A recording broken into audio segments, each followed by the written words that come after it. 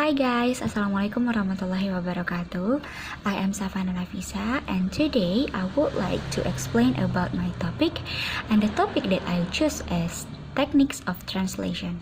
So today I would like to give you 7 techniques of translation to facilitate your work.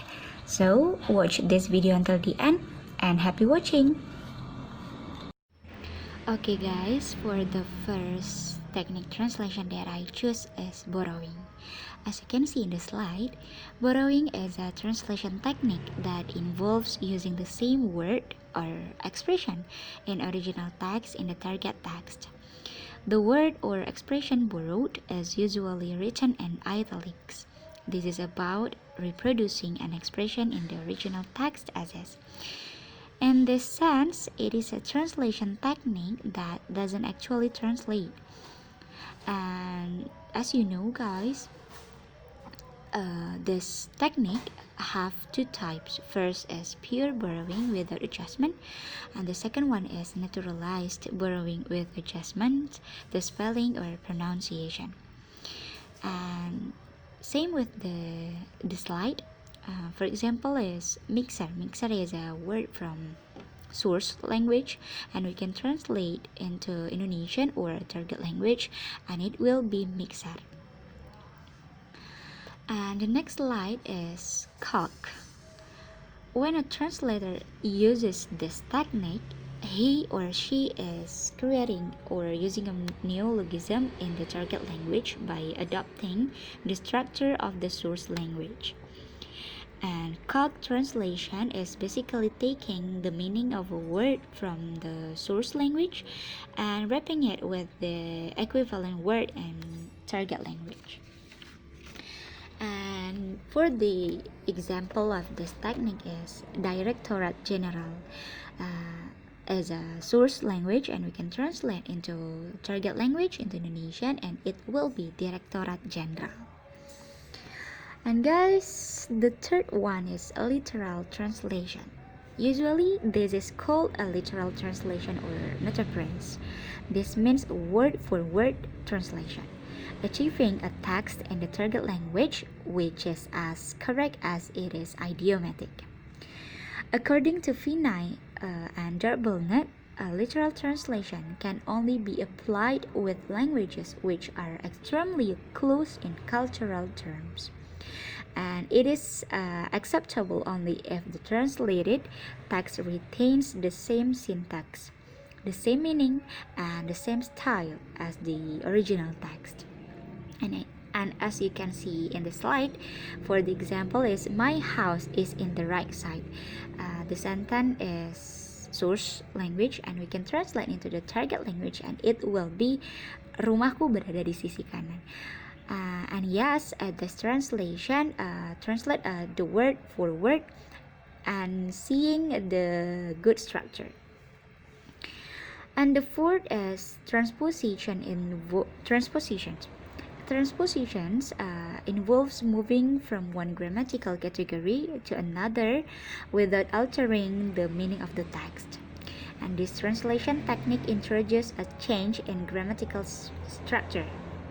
And guys, transposition includes changing the plural form to the singular adjective position to change the structure of the sentences as a whole, and the separation of one source language sentence into two source language sentences or more, and combining two or more source language sentences into one target language sentences is also included in the strategy.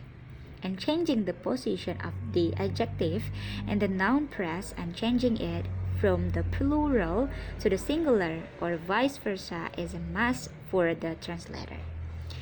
And for the example of this translation is adapt. Adapt is a word from source language, and we can translate into the target, and it will be sangat terampil. And for the fifth techniques of translation is modulation. Modulation is about changing the form of the text by introducing a semantic change or perspective.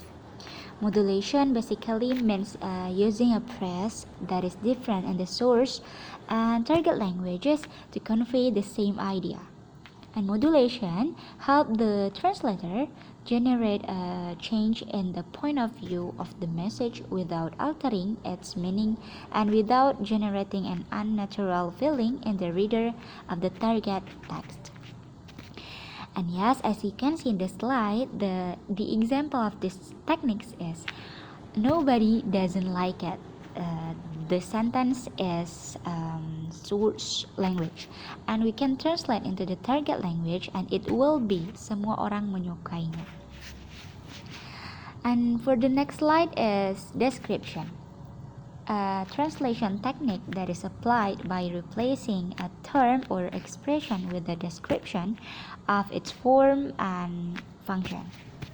And for example, panettone is a word of source language, and the meaning of panettone is kue tradisional Italia yang dimakan pada saat tahun baru. And for the last techniques is adaptation.